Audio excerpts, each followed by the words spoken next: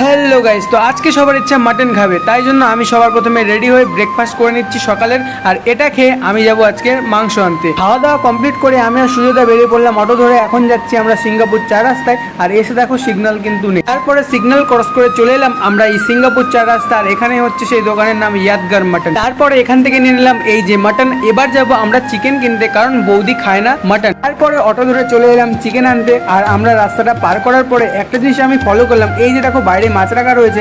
তবে এই মাছগুলো কিন্তু এই কুকুরগুলো একবারও ধরছেও না, কিছু করছেও না, যতক্ষণ না ওদের মালিক কিছু দিচ্ছে ওদেরকে খেতে। তারপরে আমরা চিকেন নিয়ে চলে এলাম রুমের সামনে। এবার শুরু হয়ে গেছে আমাদের সেই ঐতিহাসিক রান্না, একদিকে চিকেন আর একদিকে মাটন।